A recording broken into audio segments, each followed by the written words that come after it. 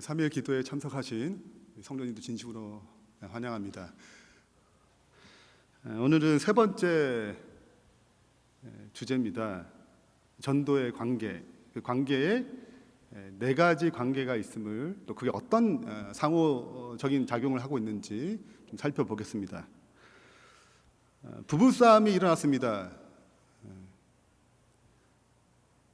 그리고 다음날 아침 식사가 어떨 것 같아요? 누가 부부싸움 한 다음에 그 다음날 아침 식사를 사진을 찍어서 올린 걸 봤어요.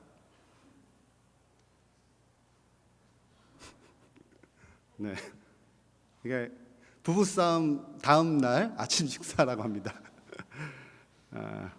살면서 관계를 맺는 것도 굉장히 중요합니다. 그런가요? 네, 부부의 관계, 부모와 자식의 관계, 또 이웃, 직장에서, 또 교회에서 이 관계를 맺는 것은 굉장히 중요합니다. 복음을 증거할 때도 분명히 이 네 가지 상호적인 관계가 있습니다. 이 네 가지 관계가 어떤 것인지 살펴보기 전에 먼저 복습을 하겠습니다. 우리는 두 가지를 살펴봤습니다. 하나는 우리가 전도하는 것이 목적이 무엇인가? 단순히 교회에 데리고 나오는 것인가? 교회 잘 나오면 전도한 것이 맞는가? 또 하나는 전도는 두 가지 축의 균형을 갖춰야지 열매 맺을 수 있다라고 이제 두 번째 시간에 나눴습니다. 그래서 이 내용을 좀 정리를 해보겠습니다. 완전하신 삼위 하나님이 계셨죠. 이분의 삶 자체가, 생애 자체가 사랑을 기반으로 행복한 삶, 완전한 행복한 삶을 영위하고 계셨습니다. 이것을 하나님만 누릴 수 없기 때문에 그분은 창조를 계획하셨어요. 하나님이 누리는 행복을 피조물도 누리게 하기 위해 창조를 하셨습니다. 그 창조는 하나님의 본능입니다. 이것을 이제 표현한 것, 물을 H2O로 표현하는 것처럼 하나님의 이 행복의 원리, 이 사랑의 원리를 표현한 것을 율법이라고 합니다. 율법은 다 아시다시피 크게 두 가지로 나눠집니다. 이게 핵심이죠. 하나님을 사랑하는 것, 이웃을 사랑하는 것입니다. 어떻게 사랑하는 것이죠? 내 마음을 다해서, 내 목숨을 다해서, 내 뜻을 다해서 사랑하는 것입니다. 이걸 무화적 또는 자희생적 사랑이라고 합니다. 이 자희생적 사랑의 방향성이 있다고 말씀드렸습니다. 그것은 나를 더욱 성장시키고 성숙시키고, 또한 다른 사람도 성장시키고 성숙시키는 방향으로 흘러가야지만이 올바른 사랑의 관계다라고 말씀드렸습니다. 이런 삶을 살 때 창조의 목적, 즉 행복이 추구됩니다. 이러한 삶을 계속 지속적으로 순종하고 사는 삶을 가리켜서 이것을 의라고 합니다. 이렇게 이런 사람을 법적으로 칭의라 표현하고 이런 사람을 의인이라고 합니다. 그래서 하나님께 영광 돌리는 삶이란 가장 행복한 삶을 말하는 것이고, 그것은 창조의 목적을 이루는 삶을 말합니다. 새 천사의 기별의 첫 번째 천사의 기별은 뭘 돌리는 거예요? 하나님께 영광을 돌리라라고 끝을 맺습니다. 그 말은 다시 창조의 목적을 회복하는 것이죠. 이런 행복한 삶을 사는 사람에게 하나님께서는 뭘 더하시는 것입니까? 영원한 생명을 더하십니다. 그 행복이 영원토록 지속되도록 하시는 것이죠. 이것이 하나님께서 원래 계획한 구원의 설계입니다. 창조의 설계죠. 인류는 그러나 불순종의 길을 선택했습니다. 다른 말로 불순종이란 사랑의 관계가 깨진 상태를 말합니다. 이것을 죄라 그럽니다. 법적 언어로 정죄라 그러고, 이런 사람을 죄인이라고 그럽니다. 사랑의 관계가 깨졌기 때문에 자기 이익을 추구하는 삶이 가장 행복한 삶인 것처럼 살아갑니다. 근데 이것이 불행한 삶이 잘 알지 못하는 거예요. 왜냐하면 이 죄된 삶도 쾌락이라는 것이 있기 때문에 기쁨이 있어요. 그렇기 때문에 계속 기쁨을 추가로 살아가는 것, 계속 쾌락의 쾌락을 바꾸면 살아가는 것입니다. 결국 이 죄된 삶에 지속될 때 그것이 가장 불행한 삶이기 때문에 하나님께서는 그 생명을 거둬가십니다. 그것이 죄의 삭슨 사망이라는 의미죠.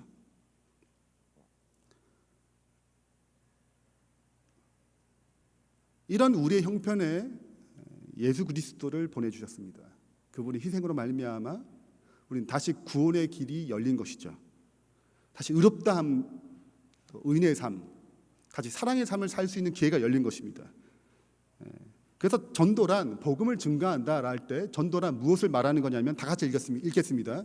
시작. 복음이란 예수님을 통해 창조의 목적을 회복시키는 것이다. 다시 창조의 목적을 회복시키는 것이 복음이에요. 그러니까 교회에 온다, 안식일 지킨다, 이것이 핵심이 아니고 사랑한 삶을 회복시키는 것입니다. 창조의 목적을 회복시키는 거예요. 바리새인들도 안식일 잘 지켰죠. 근데 사랑의 삶, 복음적 삶을 살지 못했어요. 전도하는 것은, 복음을 증거한다는 것은 잃어버린 창조의 목적을 회복하는 것입니다.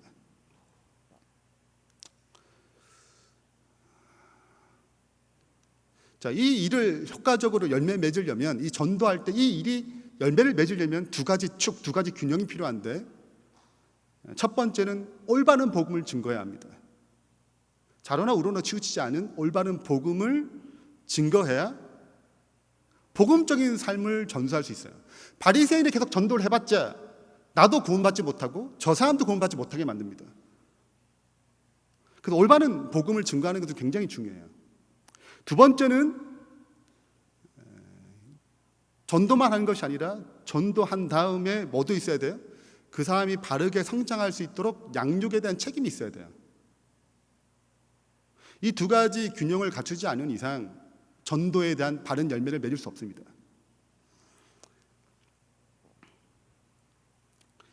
자, 이 전도를 할 때 실은 네 가지 관계가 역학적으로 돌아갑니다. 이제 첫 번째 관계는 하나님입니다. 하나님은 역사를 주관하십니다. 그래서 예레미야 31장 3절에 내가 무궁한 사랑으로 너를 사랑하였으므로 인자함으로 이끌었다 하노라고 했어요. 그러니까 하나님의 사랑으로 우리를 뭐 하십니까? 끊임없이 이끄십니다. 이끄시면 매 단계별로 이끄세요.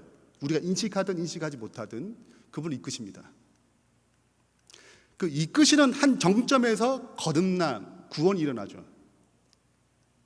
정로의 계단 37페이지 회개장에 보게 되면 하나님의 이끄심에 저항하지 않는다면 우리는 하나님을 반드시 만나게 된다고 그랬어요. 그러니까 하나님께 이끌어 가시는 것입니다. 그게 우리든 믿지 않는 영혼이든 이렇게 이끌어 가세요. 예수님이 십자가에 달려 돌아가실 때 한편의 강도가 고백을 하잖아요. 평생 강도 일을 하면서 죄를 지으며 살았습니다. 근데 그때 고백할 수 있었던 것은 갑작스러운 사건이 아니고 그 죄인을 끊임없이 인도하셨던 하나님의 역사가 마침내 그때 뭐 하는 거예요? 열매를 맺은 것이죠. 물도 99도까지는 안 끊습니다. 100도가 돼야지 끊는 점이 생기죠. 그러니까 새로운 전환점이 생기는 것입니다. 그릇도 1000도가 딱 넘어가야지 고급 그릇이 됩니다. 그 전까지는 유기질이 녹지 않아요. 그러니까 하나하나 모여서 마침내 어떤 정점이 일어날 때 화학적 변화가 일어납니다. 신앙도 똑같습니다. 이렇게 하나하나 하나님께 이끌어 가시는 것에 어떤 지점에 마침내 변화가 일어나는 거죠. 우리는 그것을 회심이라고 표현하기도 합니다. 그냥 끊임없이 갑작스러운 일이 아니고 오랫동안 성령의 역사한 결과입니다.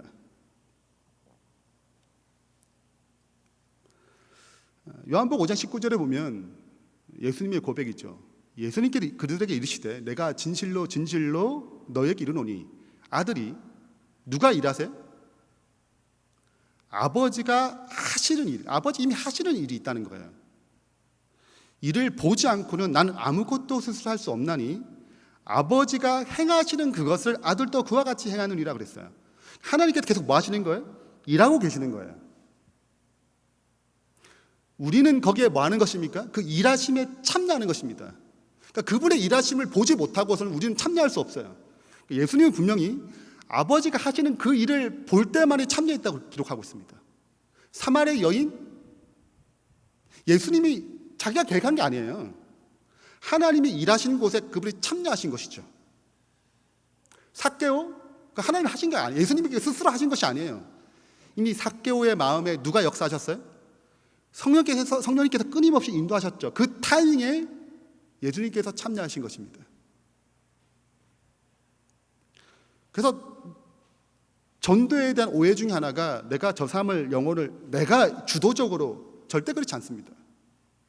내가 일하는 곳에 그분이 참여하는 것이 아니에요. 내가 무슨 일을 계획했어. 내가 저 사람 영혼을 구원하기 이런 일을 계획했어. 그래서 하나님이 여기에 참여해야 돼. 이런 식이 아닙니다. 그분이 하시는 그 영역에 그 일에 내가 참여하는 것이죠. 이것이 하나님의 역사에 참여하는 자세입니다.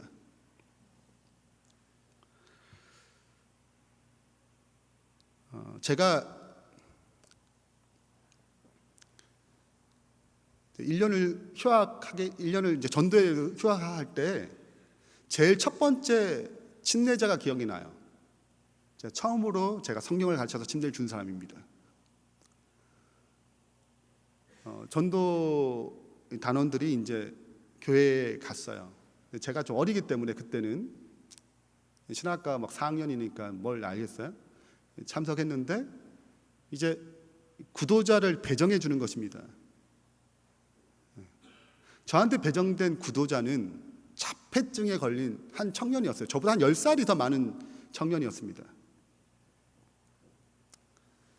혹시 자폐증을 걸린 분과 성경 공부 해보셨어요? 일단 눈을 맞추지 않습니다. 항상 전 등을 보고 성경을 가르쳤어요. 네. 등을 보고 성경을 가르쳤어요. 제가 얼굴을 마주쳐 그리면 항상 몸을 돌립니다. 이렇게 같이 회전해요. 근데 처음이잖아요. 또 어떻게 하든 간에 또 이분을 전도하겠다는 마음으로 열심히 가르쳤습니다. 반응이 없어요. 이제 금요일이 됐습니다. 금요일 날, 전 나름대로 이제 금요일 날 다니엘서 2장을 준비했어요. 2장을 딱 준비해서 이 형님이 어떻게 들리지 않을까 생각하는 마음으로 꼭 예수님 영접했으면 좋겠다라는 마음으로 다니엘 2장을 잘 준비해가지고 찾아갔습니다. 그 교회 집사님 같이 찾아갔어요. 근데 딱 방에 들어가고 이제 공부 마지막 날이다 하면서 이제 딱 성경책을 폈는데 그때 때마침 여동생이 온 거예요. 여동생은 서울에서 일하다가 이제 일을 그만두고 힘들어서 일을 그만두고 내려왔어요. 짐을 다 싸들고. 근데 성경 공부를 하는 딱 그 시간에 여동생이 딱 온 거예요. 시간에 딱 맞게.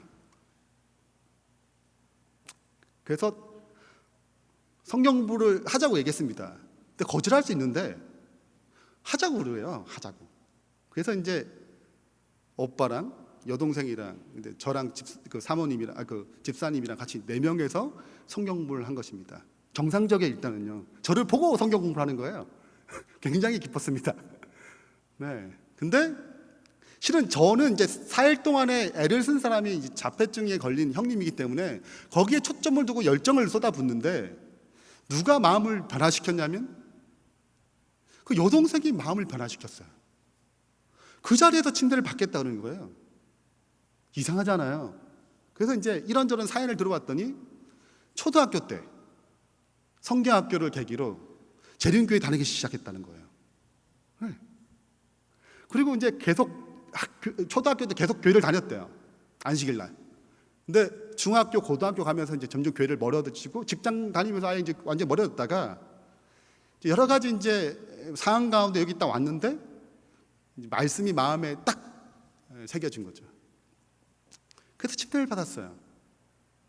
그 마음을 인도하신 분이 누구세요? 이미 준비하신 분은 하나님이세요. 그 기가 막힌 타이밍에 참여시킨 것입니다. 저는 참여한 거죠. 이미 그 마음을 인도하시고 역사하신 분은 하나님이세요. 저는 단지 그 역사에 참여한 것뿐입니다. 그래서 언제나 그분이 일하시는 곳에 우리가 참여하는 것이 복음을 증거하는 사람의 자세입니다. 두 번째를 살펴보겠습니다. 두 번째입니다. 두 번째 관계는 누굴까요? 첫 번째 하나님이시면 두 번째는 복음을 증거하는 전도자입니다. 이들의 제일 중요한 태도는 소통입니다. 하나님과의 깨끗한 소통 그리고 세상과의 소통이 일어나는 것입니다. 이 소통을 위해서 중요한 두 가지는, 하나는 복음적 삶입니다. 또 하나는 복음적 기별이죠. 이걸 통해서 이 구도자의 마음을 열고 그 필요를 채워주고 신임을 얻어서 그 영혼이 그리스도로 인도함을 받는 것입니다.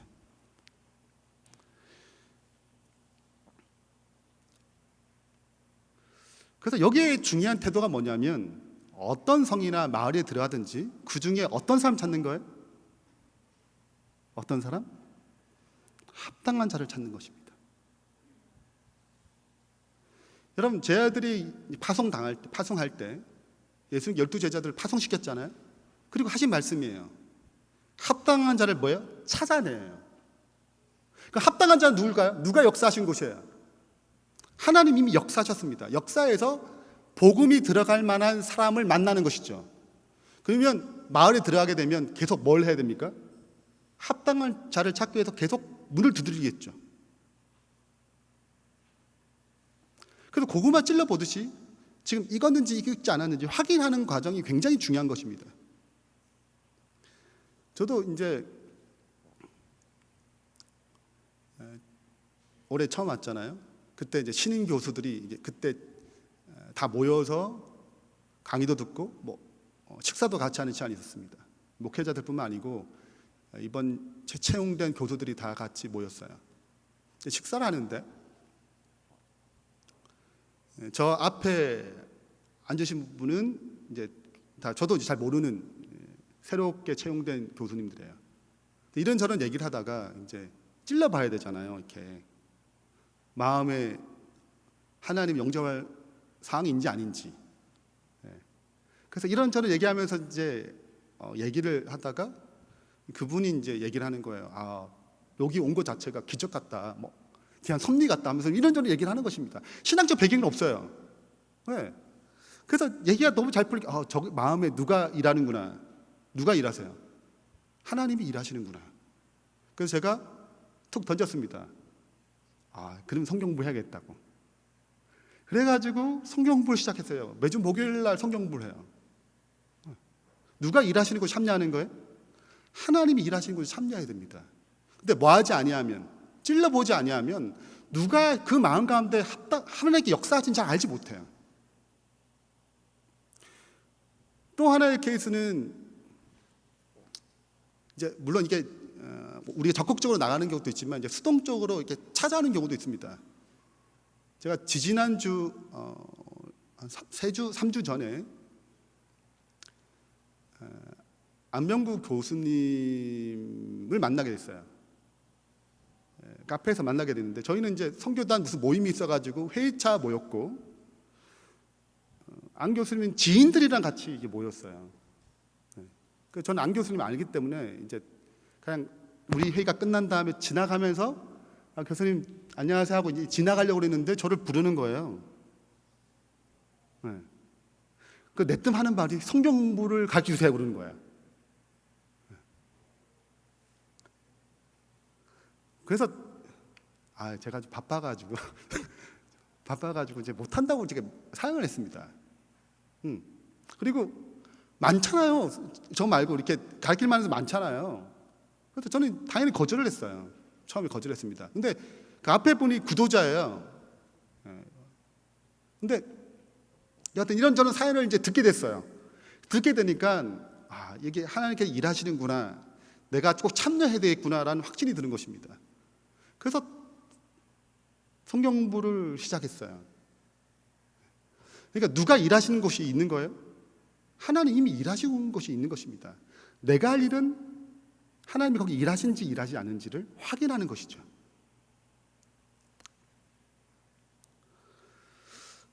통계에 의하면 적어도 7번을 만나야 구도자의 마음이 열리고 관계가 형성된다고 합니다. 그래서 우리가 누굴 찾을 때 합당한지 찾을 때 이런 최소한 7번 이상 의미 있는 만남을 가지도록 애를 써야 되는 것 틀림없는 것 같습니다. 자, 세 번째입니다. 세 번째 관계는 누굴까요? 구도자겠죠.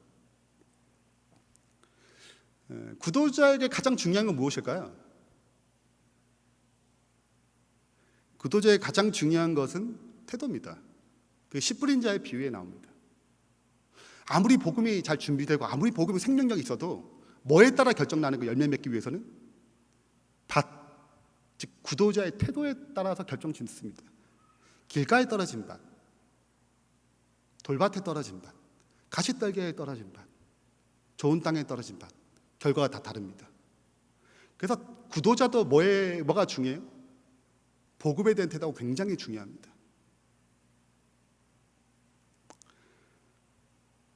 그래서 예수님께 아무리 기별을 좋아도 바리새인이 마음을 닫고 있으면 그 좋은 기별도 영향력을 펼칠 수가 없는 거예요.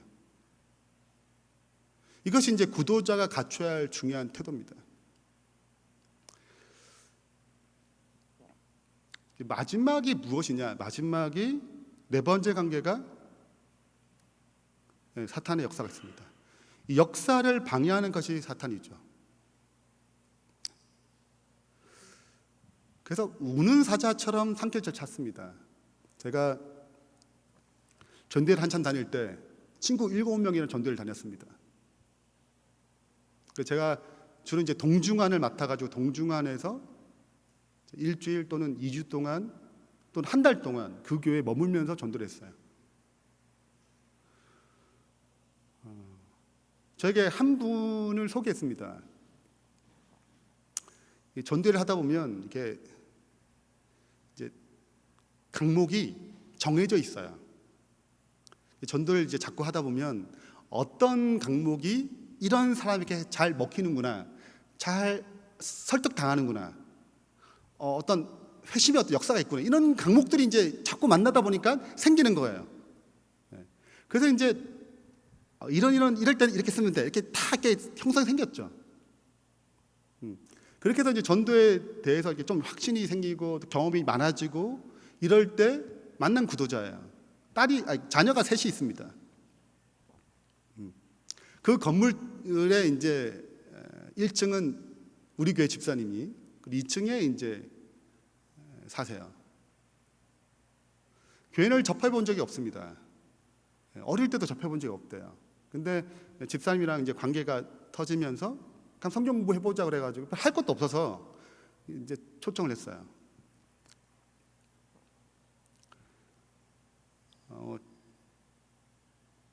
첫 번째 첫날 이제 첫째 날 굉장히 중요한데 이분이 어떤 수준인지 과연 어떤 기별이 잘 이렇게 들어갈지를 이렇게 첫날 굉장히 관계를 잘 맺어야 되거든요.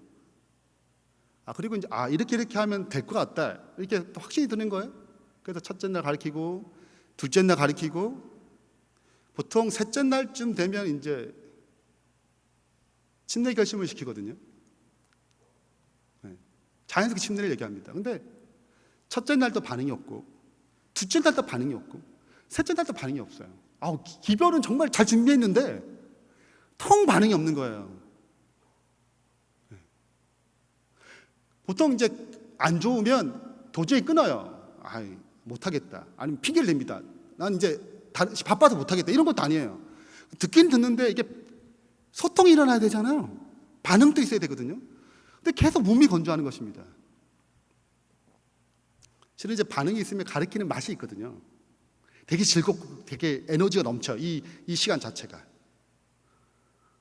근데 이제 계속 힘은 빠지지 반응은 없지.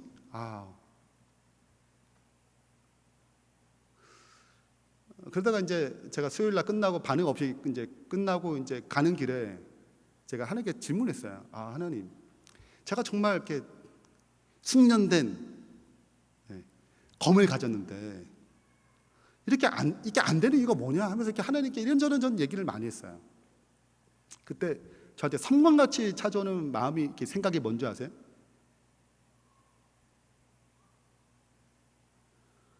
제가 이 영혼을 위해서 얼마나 열심히 기도했는지,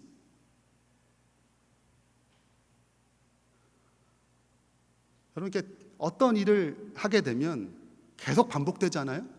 그럼 매너리즘 빠집니다. 그리고 이렇게 항상 친구들이 같이 전도회를 다녔기 때문에 전도의 결과가 있잖아요. 누가 침례를 많이 주냐, 이것이 또 은근히 경쟁입니다. 이게 제가 그때 제자들의 심령을 알았어요.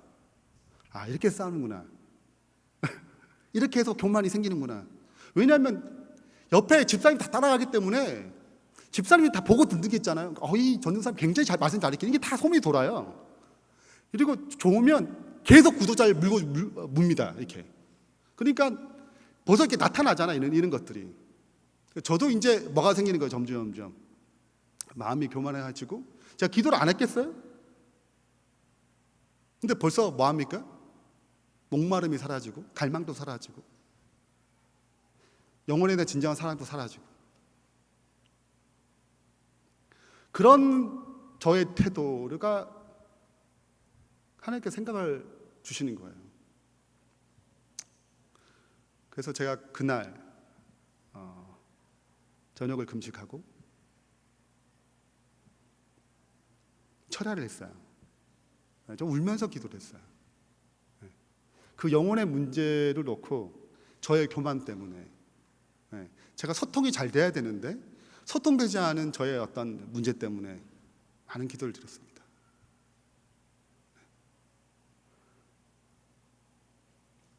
목요일이에요. 찾아갔죠. 제가 아직도 잊지 못하는 이유는 실은 기별은 똑같거든요. 별 차이 없거든요. 근데 그 영혼의 마음이 흔들리는 거예요. 그리고 내가 예수님 믿겠대요. 반응이 아무것도 없었거든요. 근데 제가 확신했습니다. 사탄이 뭐 하는 거예요? 우리가 깨끗한 소통을 하지 못하도록 저의 마음이 역사하는 것입니다. 교만이라는 것은 갑자기 찾아오지 않아요. 굉장히 천천히 찾아옵니다. 다윗이 한 번에 밧세바를 범한 것 같아요? 절대 그렇지 않아요. 우리가 갑작스럽게 신앙이 식어지는 것 같아요? 아니에요. 아주 천천히 식어집니다. 어느덧 밧세바를 범할 때는 이미 굉장히 식어진 거예요. 우리가 어떤 순간에 죄라고 인식할 것 같은 것을 범했을 때는 이미 식어진 것입니다. 뜨거운 마음이 한 번에 바뀌지 않아요.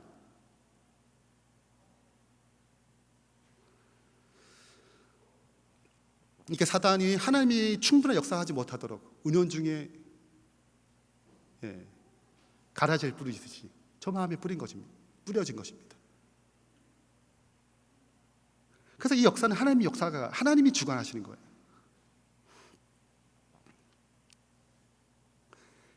교회 증언 21페이지에 이렇게 기록하고 있습니다. 복음 사업을 그처럼 무력하게 만드는 것은 성령의 부재이다. 학식과 재간과 능병과 선천적 혹은 후천적인 온갖 재능을 소유하고 있을지라도 하나님의 영의 임재가 없으면 마음을 전혀 감동시킬 수 없고 결코 죄인을 그리스도께 인도하지 못할 것이다. 어쩌면 교회는 다르게 만들 수 있어요. 근데 그 영혼이 그리스도를 만나게 해줄 수는 없습니다. 교회를 다니게 한 것과 그리스도를 만나는 건 전혀 다른 이야기입니다.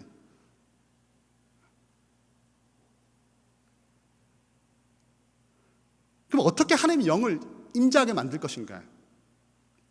그 다음 줄에 이렇게 기록하고 있습니다.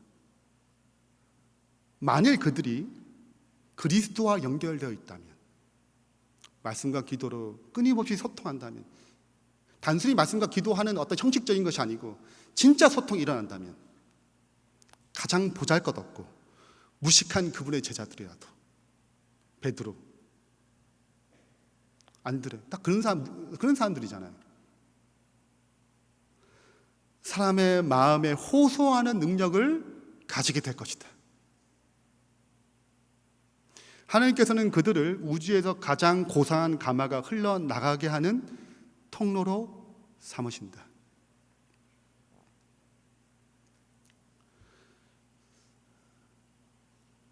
정리를 하자면 실은 구도자의 마음이 태도를 우리가 바꿀 수는 없어요. 적어도 바꿀 수 있는 것은 납니다. 복음의 시작은, 전도의 시작은 나로부터 시작돼요. 저 사람부터 시작되는 것이 아니고 내가 복음의 통로가 되는 것부터 시작되는 것입니다. 그래서 하나님과의 친밀한 관계가 맺어질 수 있도록, 그리고 그 능력이 뭐로 이어지는 거예요? 사람의 마음을 호소하는 능력으로 이어질 수 있도록, 그렇게 축복의 통로가 되는 주님의 신실한 백성 되길 바라면서 말씀 마치겠습니다. 기도하겠습니다. 하늘에 계신 하나님 아버지,